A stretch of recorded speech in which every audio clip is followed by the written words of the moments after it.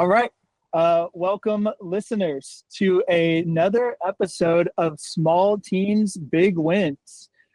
This is the podcast where we share PTPs, tactics, techniques, and procedures from founders, entrepreneurs, people that have worn all the hats. We are your hosts, Darian and Jordan. And Darian, today, man, we are lucky. We are joined by Will Branum, and he is a 26-year Navy SEAL, an author, entrepreneur, certified badass, and just, basically everything under the sun, man. So, Will, thank you so much for taking the time today to join the podcast. Yes, sir. Thanks for having me on here. I'm stoked to have this conversation with you. Awesome. Well, hey, man, so the best way that I know how to do this is just to kind of get right into it. And one of the points that I want to start is really at the tactical era that kind of almost ended the dream for you of being a Navy SEAL. So I was wondering, is it cool if we kind of start there, and can you take us into that moment? What happened, and then how did you kind of mentally and practically recover from that in order to then get into, your training for your SEALs? So tell me exactly, so I can go back far, or I can start a little bit closer. Yeah. So where you want me to start? Yeah. So I remember when we were talking and you were saying, well, I was heading into, I was trying to get into basic training. I think it's, underwater demolition SEAL training, right? BUDS. Yep. Did I get that right? And so I remember you were counting that you almost didn't get into it from a tactical error, and you had to. I got it. I know right where to take it from here. Yes, perfect. Yes, I just didn't know how far back you wanted me to go, and how close. Yeah. So I joined the Navy to become a Navy SEAL. That's the bottom line. Along the way, I went to boot camp. I took the SEAL screening test, physical fitness test, which I laugh at now at how easy it is, but I actually failed it the first time I took it in boot camp. And fast forward, I graduated boot camp. You don't get deductions for not passing the SEAL screening test. They're just like, it's a voluntary program. You can volunteer yourself in and you can volunteer yourself out, which is what most people do. They volunteer themselves right out of the program soon after they get in. But I was trying to volunteer myself in. I volunteered. I want to do this. This is the whole reason I joined the Navy. And I failed the screening test the first time I took it. So I went on to my regular Navy school to become a gunner's mate, which I thought was something that was going to have something to do with guns. And my dad wanted me to have a background in electronics because he's like, that's the future and all this other stuff. And so I was like, okay, I'll go to a Navy school that has something to do with electronics. So I became a gunner's mate. And what I very quickly learned when I went to gunner's mate school is all it is pneumatics, electronics, and hydraulics. That's what the whole thing is about. It has nothing to do with guns, but it is those big gray floaty things out there in the ocean. And so that was one of the reasons I did not want to go to the Navy, join the Navy, is because I did not want to be on one of those big great floaty things out in the ocean. So fast forward, I'm going to gunner's mate school, and it's winter in north of Chicago. And I'm like, it sucks outside. I'm actually being a little bit lazy.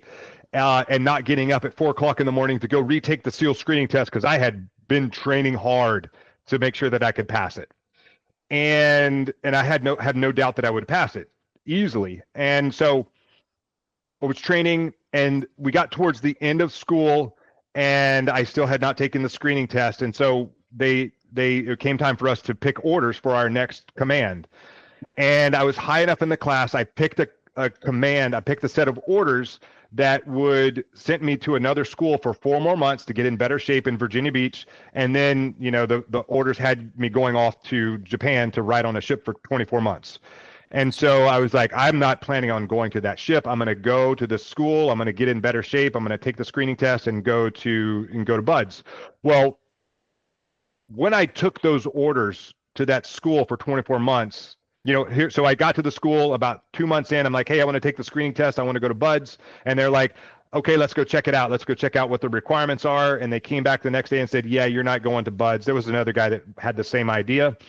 They said, you're not going to Buds. You have to go serve 24 months of service, obligated service on this ship in Yokosuka, Japan. I was like, oh, but what if I fail out of the course? And they're like, well, you're still going to that school, that ship in Yokosuka, Japan. So I'm not a quitter. So I went ahead, I graduated, and I went to Japan. I paid my penance in Japan on that ship. When the time came for me to call my detailer and let him know that I'm putting a package in, I want to become a Navy SEAL, I'm going to go to Buds, he replied with, yeah, I'm not going to let you go become a Navy SEAL because that school that you went to for 4 months is too critical to the Navy, more critical than becoming a Navy SEAL. And then I tried to use logic on him, and he shoved it right back into my face. And I said, well, if that's true, if being working on this missile launcher for Tomahawk missiles on this ship is so critical to the Navy, why is the re-enlistment bonus $4,000 to do this, and the re-enlistment bonus to be a Navy SEAL is $20,000? It's much more than that now, but back then that's what it was. And He said, I don't care what you think or say or do, you're not going to become a Navy SEAL, period. And so that's how it ended. And so I went ahead and I passed, took the screening test and passed it, did all the medical stuff, everything that was required to submit a package to become a Navy SEAL, to go to Buds. And, I kept getting roadblock. My detailer, he was the bottom line, the guy who would say yes or no. And he continued to say no. And I think, I just kept trying. And then one day, the chief of naval operations, who is the most senior person in the Navy, came to my ship in Yokosuka, Japan. He didn't go to any other ship. He came to my ship in Yokosuka, Japan. And he had, CNOs call. And he said, this is my vision of the Navy, this and that, and Japan and the West and this fleet and whatever. I paid zero attention to what he said. I just waited for him to finish talking so I could ask my question. And so he said, okay, does anyone have any questions? I raised my hand. I said, yes, sir. I joined the Navy to become a Navy SEAL. I think I deserve a chance to go. My detailer won't let me go. He says, I'm too critical to the Navy. What do you think? I love it. Let's go. In front of the entire command. Let's go. And he turns to my commanding officer and he says, is he a good guy? And he was like, fortunately, I talked to my commanding officer before this. He was like, yeah, he was a sailor of the quarter this quarter, which is like employee of the month. And so he turns back to me. He was like, check, you'll be in the first class after your PRD, which is planned rotational date. 6 weeks later, I'm off to California to start my career in becoming a Navy SEAL.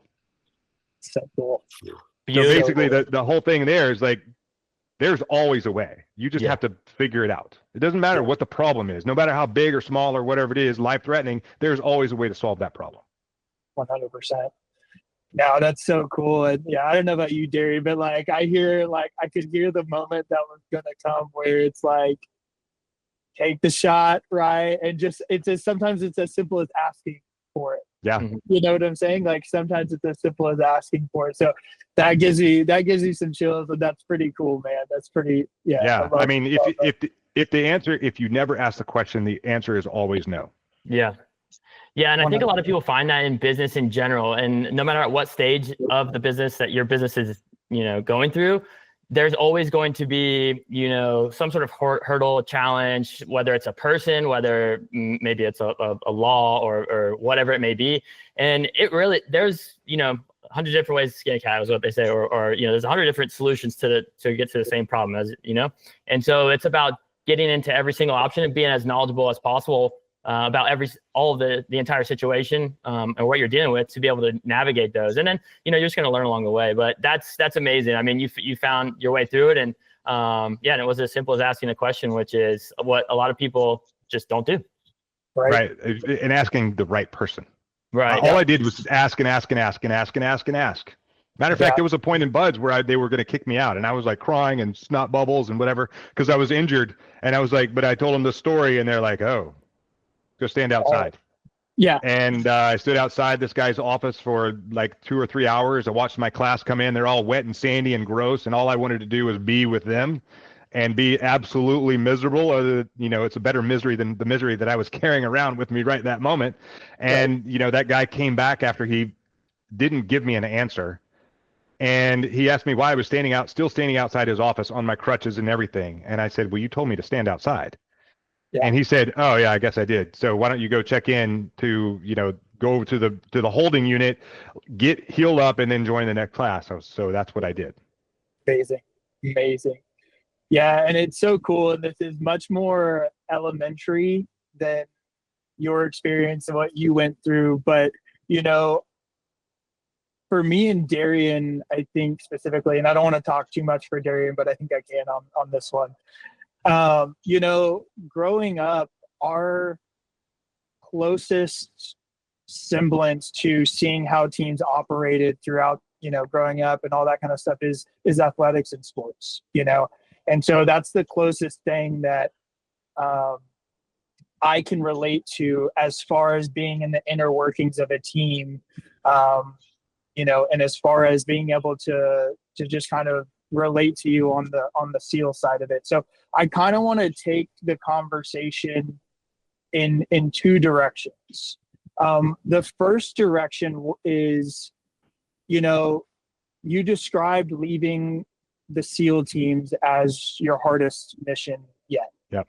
And I can totally relate to that because growing up, you know, played kind of every sport and was always kind of trying to, you know, stay active and all that stuff, and then had to pick one whenever I got to high school. And so I became known as like a tennis player, you know, like I was like, okay, Jordan family tennis. And then when I played in college, it's like everyone in college to me is like good tennis player, you know? And so I made the mistake of putting my identity in that.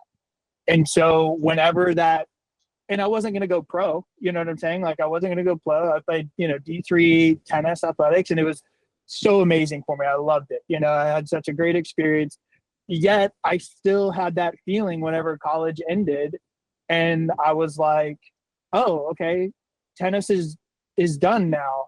And I've already been playing it for like 20 years out of my life at this point. And then now all of a sudden it's like, oh, okay, well, I'm not really Jordan the tennis player anymore. Now I need to go into the real world and figure stuff out. And so, you know, like I said, this is on a very like much more elementary level than what you experienced. But I just kind of wanted to like touch on that. Like, how did you navigate the kind of loss after like this 26-year, you know, career with the SEALs, you know, and like, how did you navigate that loss of like structure, team, and purpose, and then start kind of looking forward anew? Yeah, that's a great question. Actually, a TED Talk talking about basically life transitions and how to navigate them. And really, you know, my departure from the SEAL teams was my entire identity was tied up into that. That was my mission. That was my purpose. That was my team.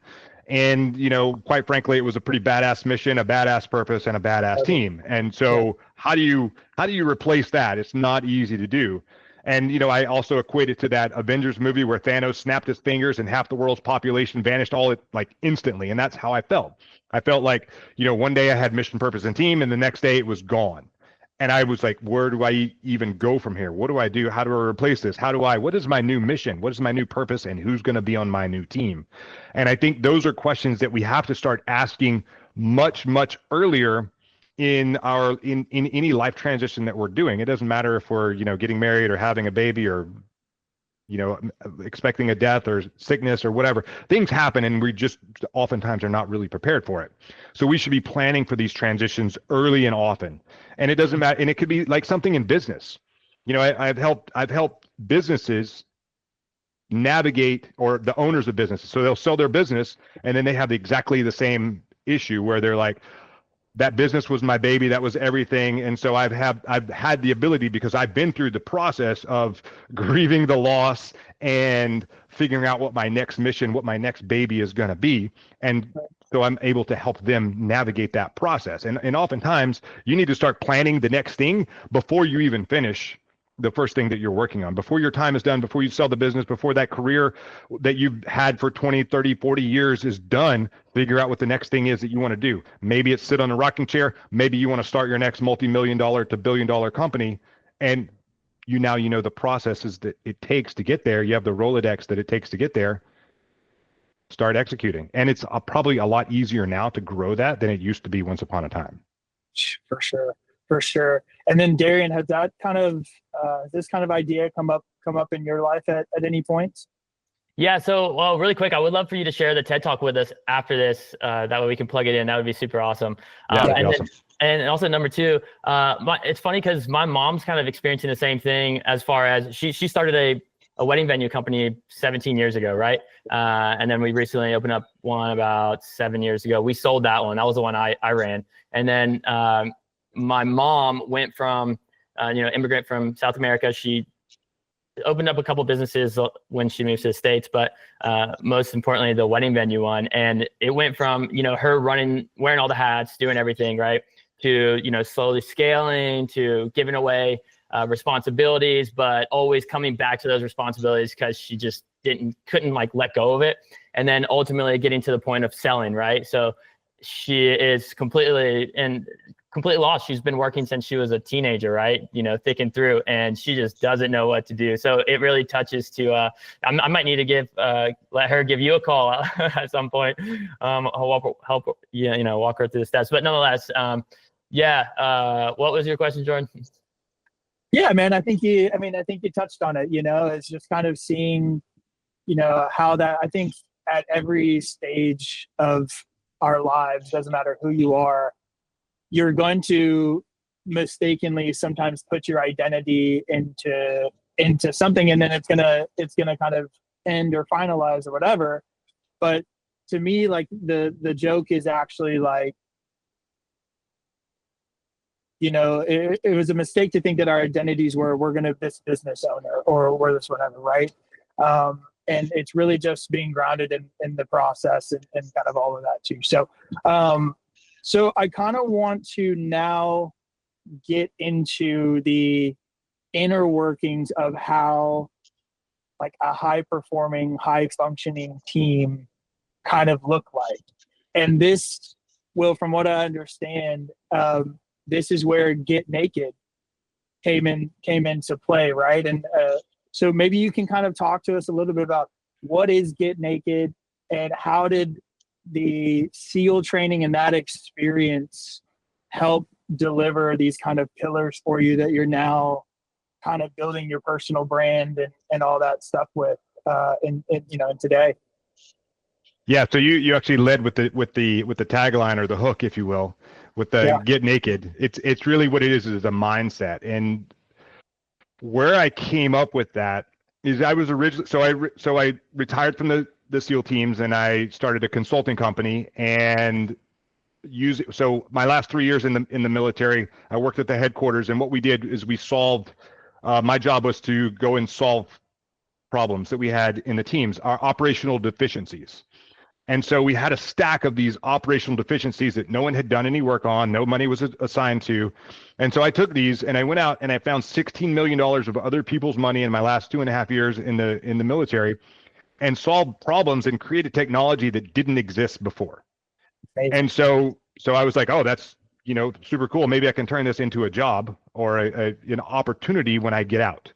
And so what I did is I called myself a consultant, which was the biggest mistake I could have made in this arena, because I would go to these companies that I had worked with or had some experience with in the past. Maybe I got the money, maybe I didn't. And I said, hey, yeah, now I'm a consultant. I'm doing these things, or I started a consultant agency. And they're like, there's the door, because we don't work with consultants. Consultants are criminals, this and that and whatever. I could have called myself anything other than a consultant, and they would have hired me based on my skill set and my Rolodex. But that was another tactical error that I made. But fortunately, I made it, and so that's how I ended up where I am right now. So I did okay financially, but I was not happy. I wasn't prepared for the kind of grind that I was up for. And I was also drinking a lot and, turning down this noise in my head, doling out the noise in my head. And I tried a molecule called CBD, and it helped turn down the noise in my head without the negativity of alcohol. And so eventually I figured out maybe CBD is my new mission and purpose. And so I met someone in the CBD industry. This was 2019, and she had a CBD company, and really I wanted her to hire me because I was still lost in figuring my stuff out. And she was like, oh, so you want to do CBD? Do you want to do A to B, B to B, or B to C? And I was like, I don't know what those letters mean. I want to do C, B, D. And so she leaned in, she laughed, she leaned in, and she said, why don't you start your own CBD company? And I said, I don't know how to do that. And she leaned in and said, you are a Navy SEAL. You can figure it out. So I politely asked her for my man card back and put that in, and not to give that up ever again. Good grief, that was embarrassing. And And so I went home and Googled, how do you start a CBD company? And, I found out all the things, that the pros and cons, the good, the bad, the ugly of the industry. And so I partnered with industry partners that were the cleanest and best products in the industry. And then we ran from there. And our mission was is still today, is to eliminate veteran suicide. CBD to be a modality in there. And where Get Naked comes in. So number one, the name of my CBD company is called Naked Warrior Recovery. And I started this tagline of Get Naked, and it was about taking that ego off, that armor, that mask that you're hiding behind off, so you can find the healing that you actually need, expose yourself, become vulnerable, all those things. And so that's where Get Naked originally started. And oftentimes we have to take our ego off if we want to start a business, if we want to do something that's hard. And so and as I started going down the road of trying to figure out marketing and I don't know how to do this. I don't know how to be a civilian, for crying out loud. I only know how to be, shoot people in the face. It doesn't translate that well to, the civilian world, but actually it does if I go back and I pull out the things that matter. And so one of my business coaches said, everyone in this group needs to create a signature presentation. And it's something that you're an expert in, and it's something that you can deliver in 10 minutes, or you can deliver it in an hour and a half, and you can just scale it as you go. And so I already was running with the tagline Get Naked. And so I was going to make Get Naked an acronym, but I couldn't deliver 8 letters in 10 minutes. That's not enough. I need more detail, more context. Right. And so I just made Naked the acronym. And so I call it 5 secrets to help you think like a Navy SEAL. And the secret is you have to get naked. The N stands for never quit. The A is accept failure. The K is to kill mediocrity. The E is expose your fears. And the D is do the work. And because we're talking about thinking like a Navy SEAL and taking action, I put the word get in front of naked. So if you want to think like a Navy SEAL, you have to get naked. And so that's the idea behind the Get Naked mindset, or what Get Naked is all about. And it applies to everything that you do in your life, from like personal relationships to starting a business, to closing a business, to transitioning to something else, to, your professional life, to everything that you could possibly do. Those 5 letters, that one acronym, covers everything that you ever want to do in your life. So cool. I know that because I apply it to every single thing that I do in my life. Yeah. Yep. 100%.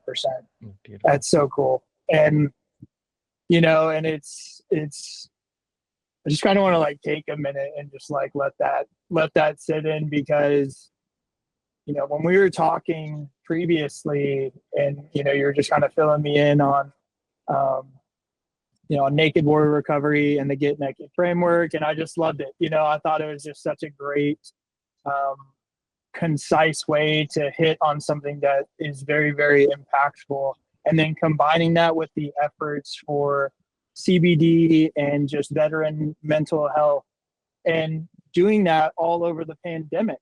Am I right? Didn't you? Yeah. So I started the company. The website opened March 1st of 2020, and then the pandemic followed exactly. Yeah, that's right when it hits.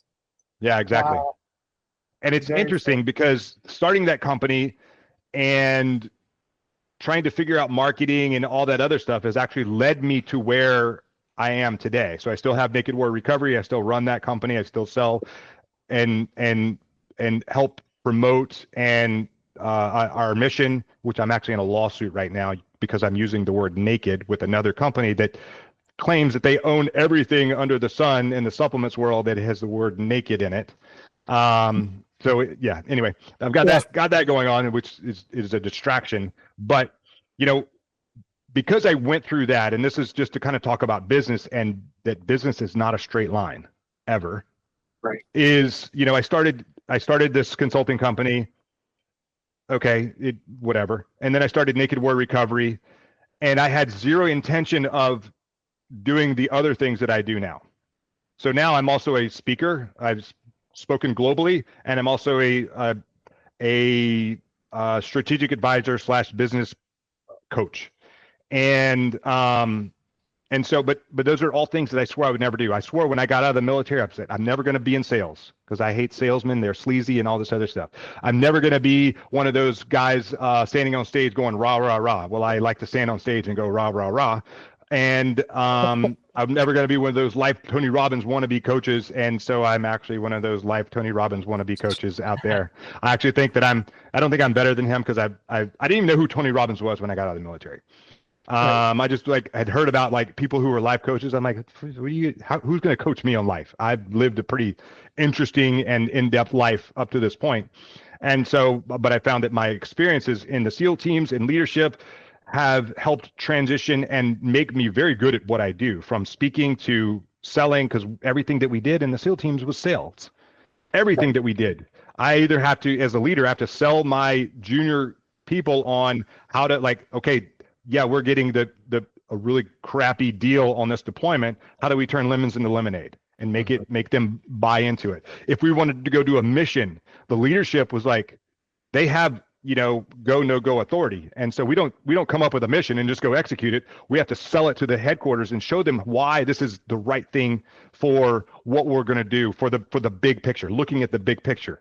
And so those are things that I actually help my clients with. So I was in sales in the SEAL teams. I'm in sales. I'm selling CBD. I'm selling speaking. I'm selling coaching. I'm selling, strategic advisory, whatever it is. And so those skills translate all the way across. And so it's been an interesting ride to, number one, stop saying never. I'm never going to do something, because there's a good chance that I'll probably do it. I think I probably said I would never be on a podcast, and I've been on more than 600, and I have my own. And but yeah, it's, I forgot where I was even going. I just started talking and I feel that. It's all gold. It's all gold. Yeah. Go ahead. Well, I'm curious that, so SEAL teams, I imagine, have some sort of standard operating procedures, when you're going through it. So as a business owner, how can business owners think of automation not as a robot replacement, but more as a modern standard operating procedure? Yeah, I look at automation as a tool, because I know that lots of people are afraid of, I hear people all the time they're afraid of AI. It's going to replace us. AI is not going to replace anything. That's like saying that the M4 or whatever weapon that we were using at the time, the M60 machine gun, is a replacement, is going to, make, the musket. Yeah, the musket is obsolete. You can still hunt with it in certain areas at certain times of the year, but it's not used in combat anymore. But the M60 machine gun did not replace soldiers. It did not replace the man on the ground, the woman on the ground that actually goes out there and gathers the intel. It doesn't replace the person. It's just a tool. So it doesn't matter what weapon system you have out there. It's just a tool. It's a better tool than what we had before. Before we were doing it all manually. Okay, now we can integrate some automation. Awesome. Makes us more effective. Yeah. In what we're doing. Yeah. And so I use AI all the time in the things that I do, just so I can exchange bandwidth that I would normally be putting into one thing over here and be able to put it more effectively to use over here. Totally. Yeah. And it's such an amazing kind of time that we're in. And what I like about it most is that we all woke up one day and the game's kind of changed a little bit, in the sense of wow, we're able to take massive amounts of unstructured data and structure it very quickly, and then use it, as you just said, as a tool, as a force multiplier to gain some bandwidth back, right? To then kind of go start thinking a little bit more high level, to kind of go a little bit high level, right? Which is super cool. So, yeah, I guess with kind of the way that the conversation is going here, you can drive this anywhere you want it to go, and I will follow. Because if you don't listen, if you don't drive it, I'm going to take over and I'm going to drive the train. So I love it. So I guess I just kind of want to talk about specifically some tools in your toolkit, some tech that you've used. I know probably coming up with the CBD company through the pandemic, I know that you said there, marketing was a challenge, but I think that was more of a challenge in the sense that back then CBD wasn't really allowed to be pushed via social media channels because there was still that stigma associated with it. But I still kind of want to talk to get into some specifics about like, hey, what are some tools that you use in your, in your day to day to kind of help you facilitate the many things that you have going on? Are there a few that come to mind? Yeah, I think, just having a good CRM to send out marketing emails is huge. Could you imagine if I had to send out 7, 8, 10,000 emails by hand? That would be miserable. Right. Or like even like copy them, paste them into the CC or BCC line and hit send. That's where I can just use Chat GPT or Jasper or something like that, create some email copy, put my, flavor on it, adjust it to make sure it's in my voice, and then hit send. That just saved me probably 3 hours of like brain fog, and I have a cramp in my brain from trying to do that, where I can do it in like maybe 20 minutes versus 3 hours. So I just save a ton of time. And I take that, I plug it into my CRM, and then I highlight the day and time that I want it to go out. So what used to take me 3 or 4 hours now takes me 20 minutes. Yeah. And so now I can take that same bandwidth and I can apply it to something that actually is going to move the needle in my business in a different way. Whether it's talking to customers, talking to clients, and providing and using that bandwidth to help them solve the problems that they have. Yep. Yeah. And I know that's one thing. So we run we're running an innovation lab here over the summer. I went to Carnegie Mellon, and so got a close relationship with the university, and they're the number one like AI university in the world at the moment. And so best believe we're kind of going through Carnegie Mellon and trying to get some young talent out of there. And so we have a couple interns that are going with us in the innovation lab. And that's one of the things that we're specifically kind of focused on is how do we create, these kind of AI driven agents to support each facet of a business. So we use HubSpot, connected up with N8N, connected up with Gmail to send follow-up emails and all that kind of stuff too. And so the point that we're getting is now, okay, so we've got this like agent that can support CRM and some of those functions, right? We've got some stuff over here, but now we're starting to get into the, how do we make those communicate with each other, right? But while still providing a human in the loop, kind of step and all that kind of stuff too. So it's been fun, man. We've basically been trying to automate an entire company from the ground up this summer. Yeah. So we're starting to get into to some frisky territory where we're actually starting to see, we're getting past the build phase into the like force multiply phase, which is really fun. So, well, cool. So as we're kind of entering this back half of the podcast, Darian, I kind of want to throw this to you, man. Do you have any any questions that you wanted to ask Will? Yeah. So, we're talking about CRM, we're talking about automation, technology stacks. So I'm curious, at this point in your business, if you were to just look back at when you first started, and what would you automate first if you had today's tech stack, and not, CRM aside, because that's definitely a strong one. Yeah, I think, gosh, that's a good question. I think I've always had a CRM, so that was useful. Automation.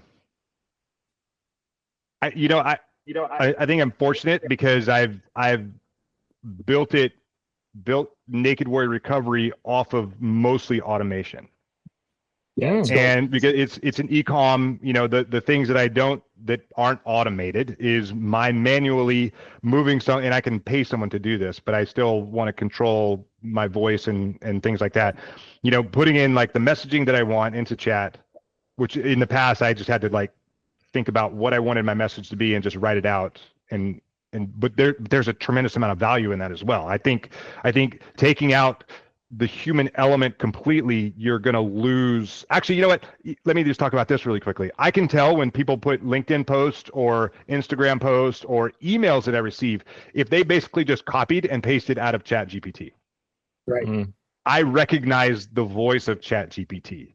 Mm-hmm. So when I like my chat knows, so my partner and I, we share one paid subscription, and it knows the difference between the two of us. It'll call us by name and things like that.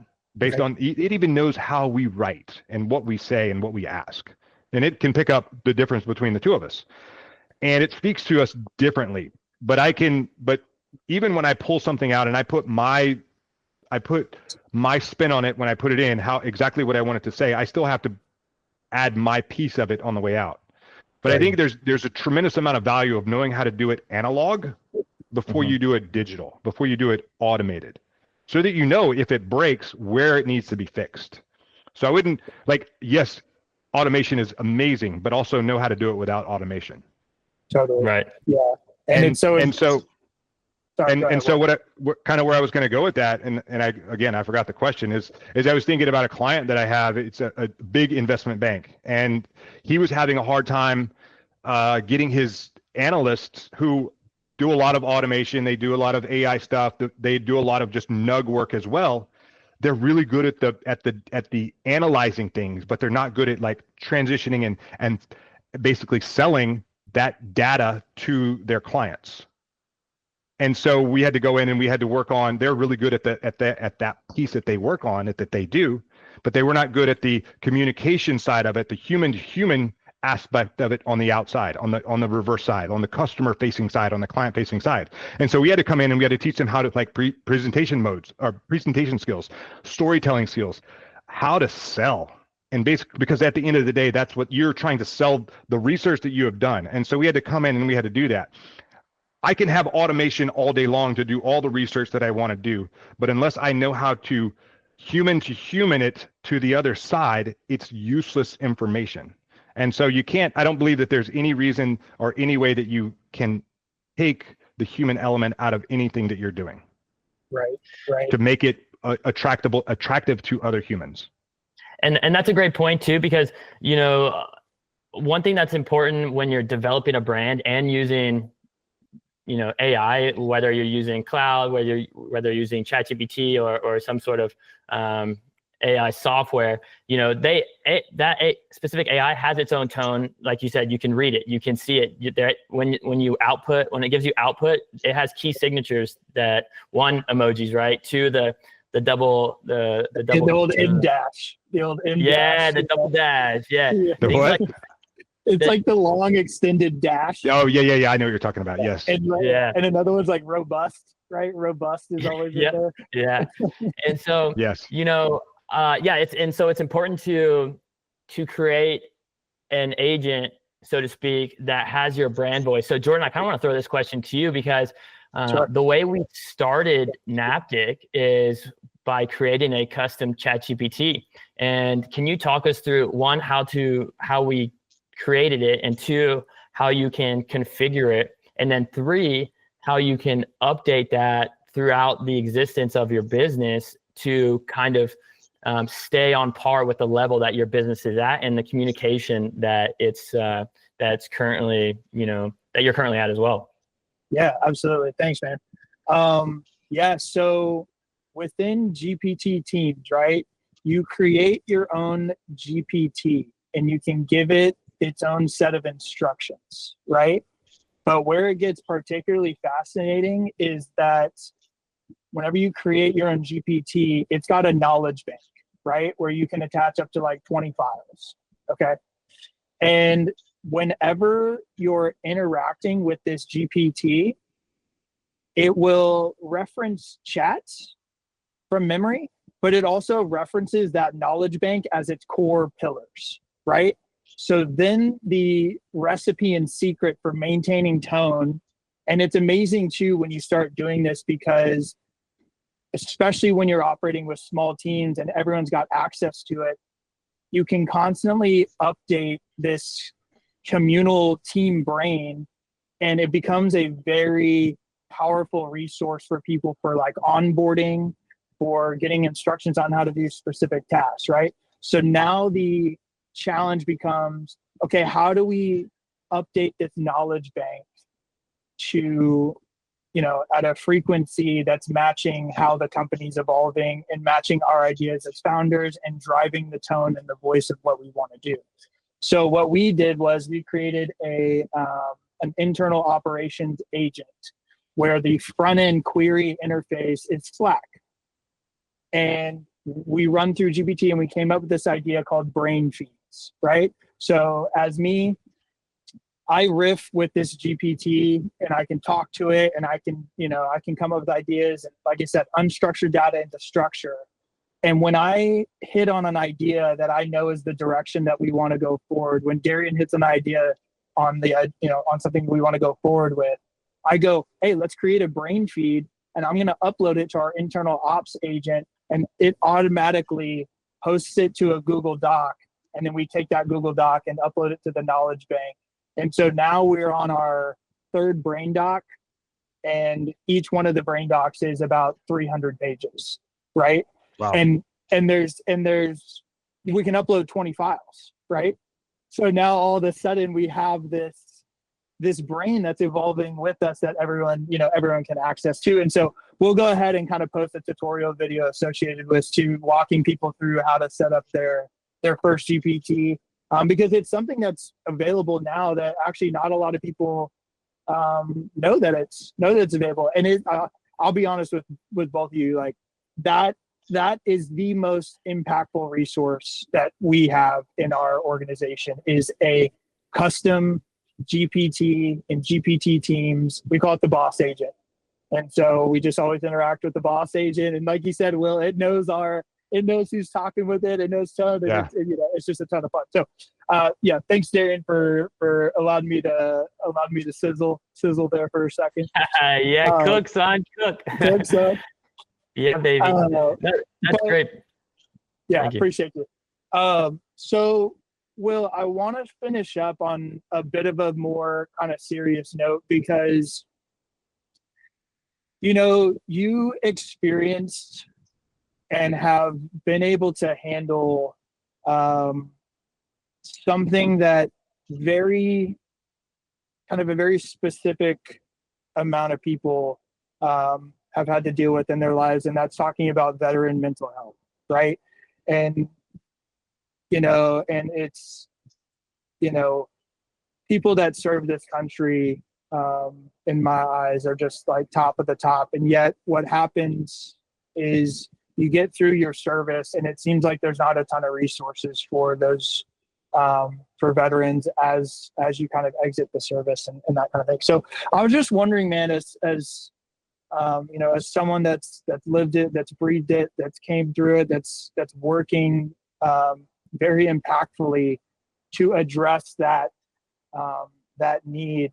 I was wondering if you just wouldn't mind just kind of sharing a few insights that you have on that and just kind of speaking from the heart a little bit and maybe talking about just some of your thoughts on some of that, if that's all right. Yes. Yeah. So, one of the reasons that the mission at Naked Warrior Recovery is 22-0 is the mission. 22 veterans take their lives every single day.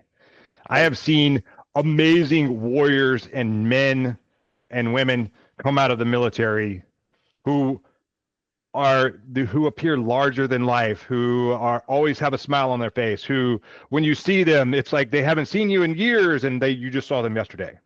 Right.